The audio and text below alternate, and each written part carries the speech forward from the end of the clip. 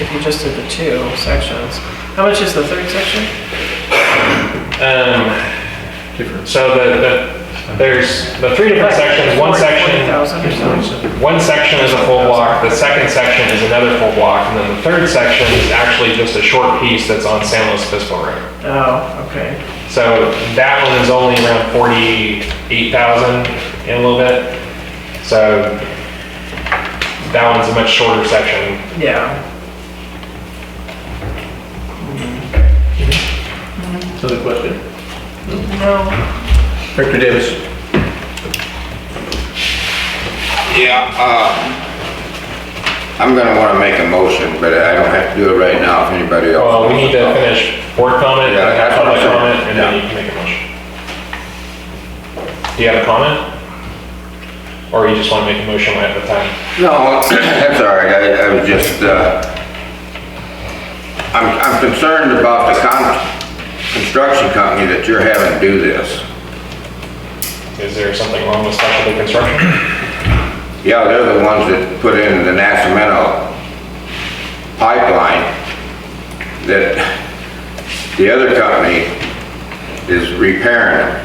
I guess basically, they did a terrible job on the Nascimento pipeline, so why would we want them coming to San Miguel and doing a project like this?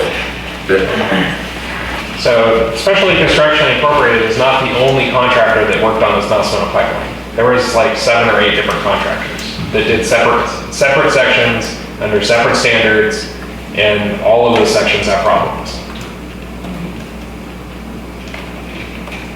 So, I mean, it's up to the board whether or not you want to award a contract with Specialty Construction, but I have not experienced any trouble with their work. And basing it off the Nascimento pipeline is kind of unfair since that whole project is kind of a mess. Yeah. That's what I'm saying. Anything else? No. Other comment?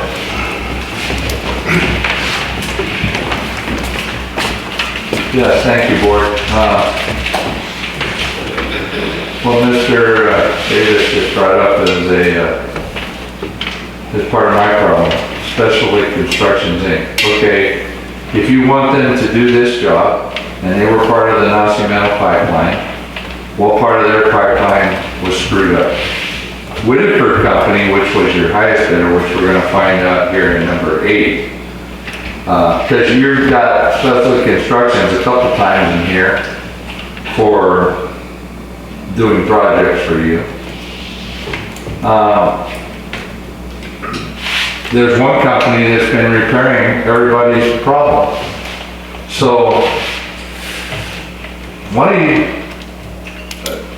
if you keep picking a scab and you keep repairing stuff, at some time you have to figure out that this thing's no good.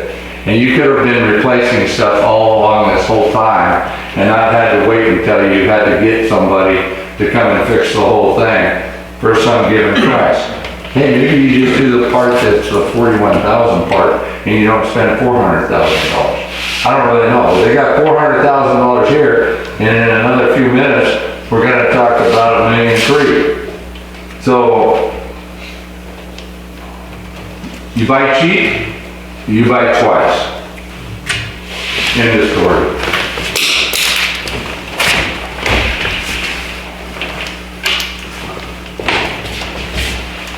Other comment? Yeah, question regarding the bid, is that a not to exceed? So you guys won't be saddled with a number of fairly expensive change orders down the line? It's common practice that happens, especially in public works projects. You get a contractor that's bidding it, gets awarded the job, and then weeks in, it's change order, from 389,000 back to 589,000. So the question is it not to exceed contracts, where there will be no change orders, and it's simply what they bid, or are you going to see additional costs tacked on at the end? Any other public comment? Kelly? I'd like to know that question, if you could answer that. Is it So- not to exceed contract, or is it just the flat amount for the project? So the contract is for not to exceed based on the plans and specifications. If conditions in the field are different from what is depicted in the plans or the specifications, then there may be change orders, but those change orders would have to come back to the board. That answers my question. So it is kind of suspect that the next bid is, I mean, considerably more money, 587,000. So we've dealt with specialty construction before? And I've dealt with them other places. The district, I don't believe, has ever contracted them. Okay. And there is, as was mentioned by Mr. Graywall, they are the low bidder on the other project that's being proposed tonight also. So knowing that, they could have bid this one down because they were already going to be here. You know, in an attempt to get both jobs. Right.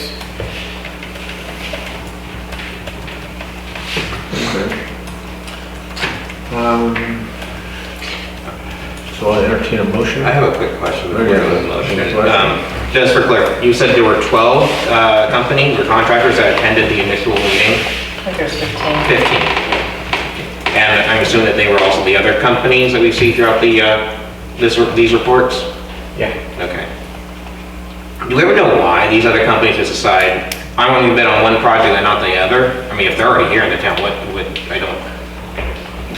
So some of them, it's not worth it. And, you know, in my experience with contractors, you have some that will see the opportunity to get 2 jobs at the same place and keep their people working in the same area for a while. And they'll bid appropriately. You'll have some that maybe only wanted to really do the work of one of the projects, so they bid that one, you know, reasonably to get it, and ignore the other one. This particular one is not going to be easy. It's going to be difficult. There's a lot of things in the way. So it may be that specialty construction was willing to put in the effort to do it for a better price in order to get the one that they can make a lot more money. But regardless of what their thought process was, we look at them independently.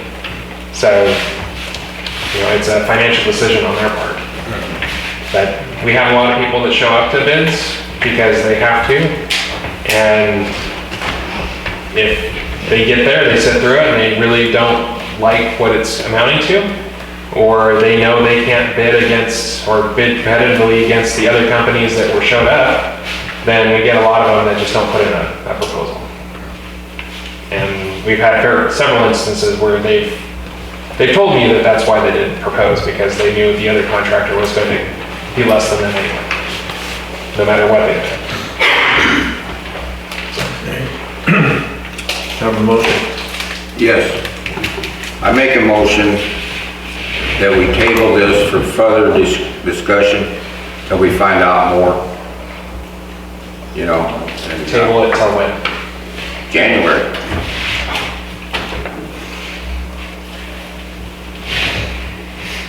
Okay, we have a motion to table this item as is to January. Do we have a second? Well, my question is,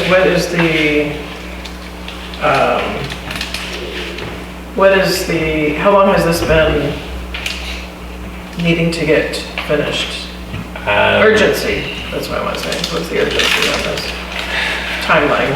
Well, unfortunately, water lines are one of those things where you could know you have a problem and never have it be a bad enough problem that it costs more than it does to fix it. Or you could have problems where you're fixing it every day. So it's really hard to say what the urgency is. Of the water lines we have here in town, this is one of the most unconventional and accident or incident prone ones that we have. So on a priority basis, this one should be replaced before the others, which is why we propose to fix it. Right, We discuss this in another meeting. yeah. Right. Okay. So second? Entertain another motion? I'll motion to approve. And for clarification, are we approving water line 1, water line 1, 2, or water line 1, 2, 3? The resolution, The resolution as written? as is. Was there a vote on the first motion that I missed? There We was had no no second. second. Okay, thank you. So failed. Gregory? Yes, so as written. I'll second. I have a motion on the floor to approve Resolution 2024-49 by Director Gregory, second by Director Calvins. We'll have a vote.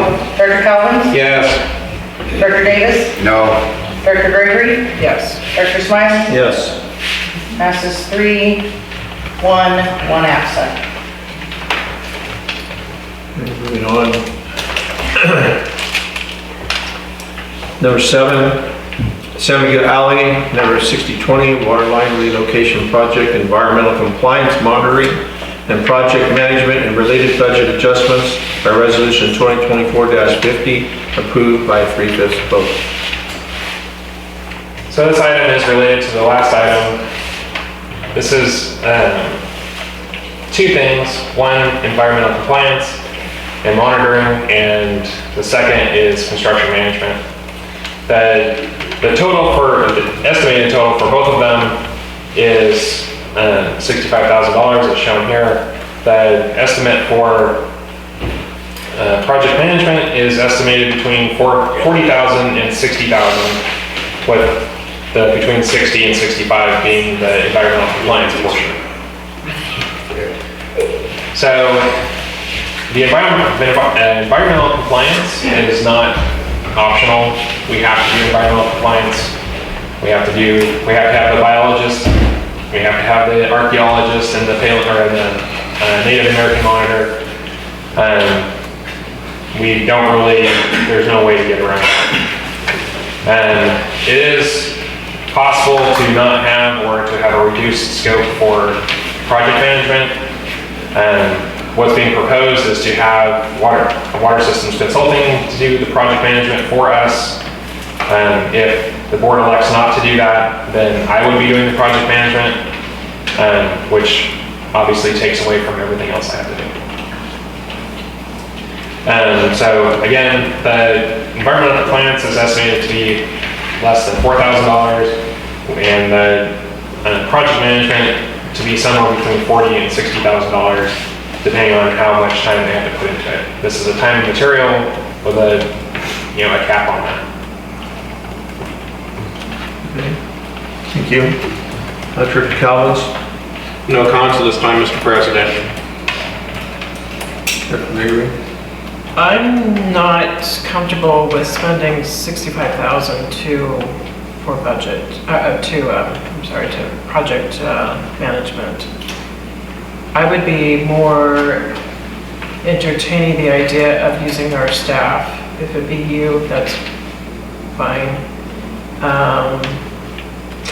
That's more of what I'm looking at for that. I know the environmental, there's no getting around that, I understand that.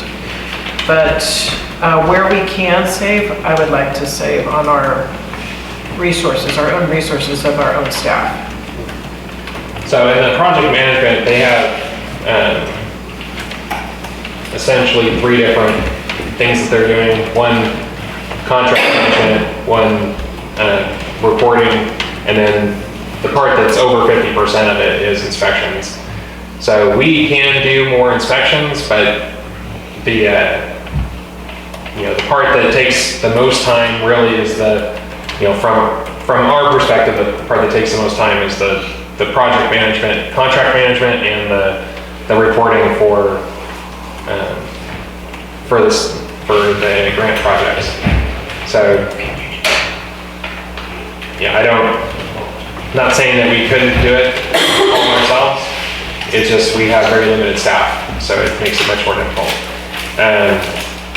And if we weren't having them do this as a project, Water Systems Consulting would still be our district engineer and be doing some of that work as district engineer. So some of it would be occurring one way or the other. just saying where we can save, let's save. On No, I agree. Yeah. Yeah, so on their proposal, the project management portion was $6,800. The contract administration portion was $17,000, and then the inspection services was $35,000. So, I mean, that gives you an idea of how it's broken down. So the preference would be to have either our water systems consulting as our district engineer and perform the project management and contract administration, or we can contract them as that instead of using it through district engineering. Basically what I'm saying is that there's going to be a cost one way or the other. It's just how the board would prefer to look at it. I mean, we can do inspections on our own. There is documentation obviously that goes along with every inspection. So it's just more interface with the engineer to make sure that everything is in compliance.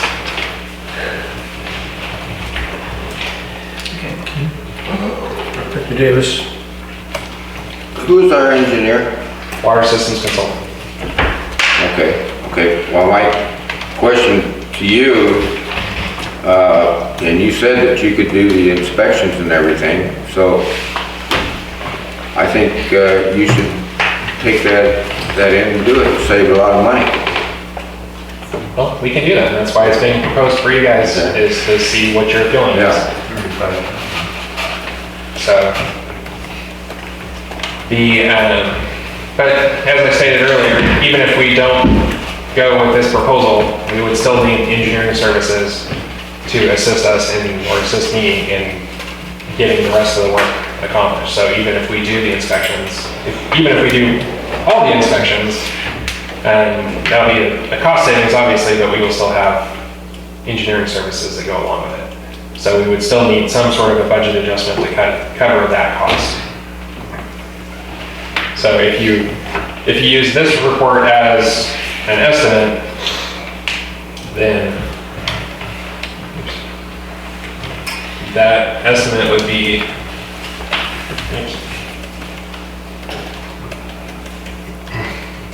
$24,646 plus the roughly $4,000 for environmental services. So instead of $65,000, it would be $29,000. That's a savings. Yeah. So you to conclude your comment? Yeah. Public comment, please? Evening, on the agenda, it doesn't state who you're awarding this work to. Who is the vendor?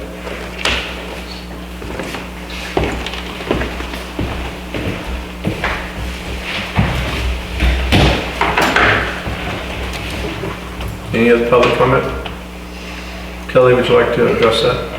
So in the board packet, the proposal from Water Systems Consulting, our district engineer, is in the packet. Okay. Does that answer your question? Sam, just Thank you. Okay, board, what's your pleasure? Well, I would approve, but with the adjustment of the lower amount that Kelly proposed.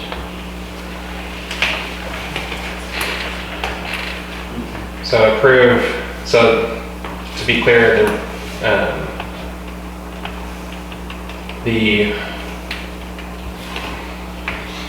drawing a blank here. Yeah, trying to get some words. The motion, sorry, would be to authorize general manager to negotiate, execute contracts for project management, environmental compliance services related to this project for not to exceed $29,000. Yes, Okay. that's what I'm motioning. Second. C on it? Does she need to say that out there? Or good? What? Does Raynette need to say it instead of you? I was wondering if She Christie. agrees to what I said. I can't read Sam. Okay, I just needed to know if Kelly stating it that way and Raynette saying yes was okay for a motion, instead of Raynette speaking it out. No, that's fine, as long as Okay. she accepts the motion as stated. Okay, as stated, Yes. to not to exceed 29,000. Yes. And Calvin, you second it? Okay, I have a motion on the floor by Director Gregory to not exceed 29,000 as stated by General Manager Kelly Dodds, seconded by Director Calvin. On the vote, Director Calvin, Yes. Director Davis, Yes. Director Gregory, Yes. Director Smiley. Yes. Passes 4-0 with one absent. Item 8. Contract award to Specialty Construction, Inc. for $1,226,965 for the San Miguel Recycled Water Pipeline Project and approve related budget adjustments by Resolution 2024-51, approved by 3/5 vote. Just one second, please.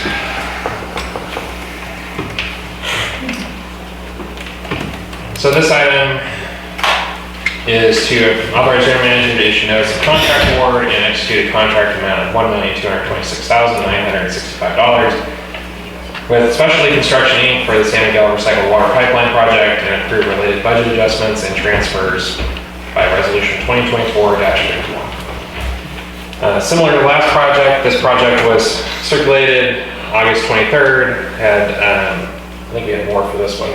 We had like 18. Yeah, 18 or 19 around there, yeah. We had 18, roughly 18 different company, or different people, some of them work from the same company, come to the pre-bid meeting. From that, we received 4 proposals on the due date. Specialty Construction was, again, $1,226,965. The highest bid received was from Whitaker Construction, which was for $1,518,245, with 2 in between. This project, if you're not familiar, is approximately 2,530 feet of 8-inch pipe from the Machado wastewater treatment plant to E.J. Gallo's vineyard property on the west side of Highway 101. It takes a path roughly from the west side of the Machado wastewater treatment facility up to more or less directly across from 20th Street, crosses the railroad tracks, goes up 20th Street, goes on to E.J. Gallo's property on the east side of the freeway, crosses the freeway, and terminates on their property on the west side of the freeway. This is part of, this is the project that we received $1 million in grant funding for.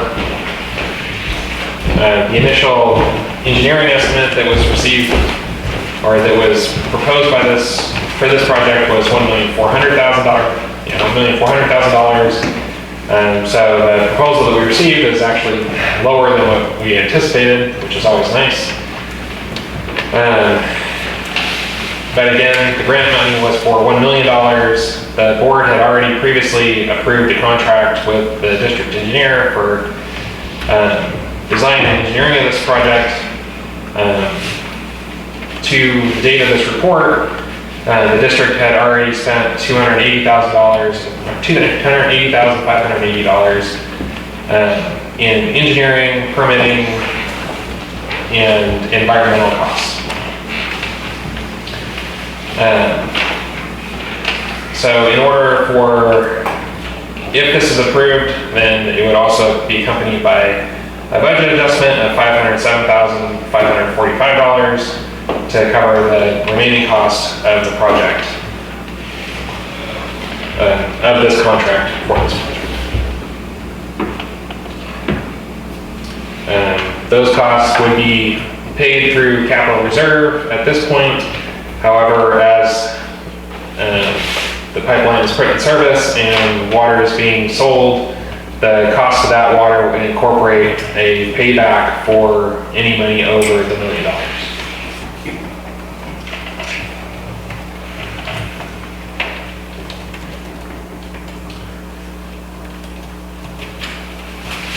Thank you. Director Calvins? I'm going to defer to my colleagues for comments. So, the first question that I have, did you say that there's an additional, there's additional engineering that we've already paid for? Is there going to be, so we're done with additional fees, work, permits? So all the permits and engineering is complete. Okay, All the fees that are being imposed on this from Fish and Wildlife and the railroad and the Caltrans have all been paid. There will be some additional costs for Rail Pros, who is the railroad monitor. However, I'm not sure exactly what those costs would be. The last project that we did was much more problematic and required extensive monitoring by Rail Pros, and that was in the neighborhood of 26 or 30,000, I don't remember exactly. That was at 11th Street. This starts on our property and ends on county property, whereas the last project started on county property and ended up in railroad property. So hopefully the monitoring will be minimal. The sum total of Rail Pro's monitoring activities would be limited to 1 or 2 days instead of several weeks like was required before. So I anticipate their cost to be very minimal, but if anything happens, then they might be out there for a long time. okay, so what you're saying is the $1 million is going to get paid by the grants, the 500 and some change is going to get paid by when we sell the water. So it'll be paid back when we sell the water. But does that equate to a cost benefit for the vineyard? So at that cost, that $500,000 is a fairly minimal expense. If we were to amortize this entire project into those rates, then it wouldn't be financially feasible for to sell the water. Okay, I see. So it works because of the grant? It only works because of the grant. Only works because of the grant. So my other question for you is, I just recall in another meeting, we were talking about timing. This happens, then that happens, then that happens. So what is the sequence of events? This has to happen before the new wastewater goes in? So this can happen before or after, during, it doesn't matter as far as the wastewater treatment plant. Obviously, the wastewater treatment plant has to be built in order to supply water through this line. But the urgency of this particular project is that the grant funding has to be encumbered by April 30th, 2025. So construction has to be done and built That's what it by was. April 2025. Okay. All right, because we've been talking about this for quite some time. I think you've been talking about this before I was even on the board. It's been a project for a long time. Yeah, okay. All right, that's all I had. Director Davis? Yeah, what you're doing here, Kelly, to me, it doesn't make a bit of sense. You know, for one thing, you can't sell the water unless you have the water, and it's gonna cost money to convert it over, and then you don't know how much you're gonna get for the water from Vino, and so on. So, I mean, it just doesn't make any sense. I mean, basically, you're gonna get $1 million grant, and I'll guarantee you're gonna end up spending probably well over $2 million on it that it's gonna cost the people, and you're never gonna recover that money by selling water to Vino. And then you've got, you're paying Gallo, what that easement cost, $20,000 for you to run the pipe across their property? You said it was an easement, right? You had, So we're requesting an easement from Gallo. yeah, and it's gonna cost $20,000 that we have to pay, right? Well, we haven't agreed to anything, and that'd be discussed later. Well, right, but see, you're spending. Later today. You're spending all this money, and there ain't no way in heck you're gonna ever recover it. You know, if Vino wants water, let them build a pipeline. So again, this is the board's direction on whether or not they want to pursue it. The board has so far been in favor of pursuing this grant and pursuing this project. The initial, although I'm going to say it again, I don't have specific per acre or per acre foot costs to share with anybody. The initial discussions regarding the cost of water were incorporating some costs from the district that had to be repaid back. Ultimately, that cost of water has to be able to amortize the replacement of this line over 40 years. So you're already accounting for most of the capital cost in that rate. The actual water cost itself is fairly low. Most of your cost comes from repaying this overage and paying for the future replacement.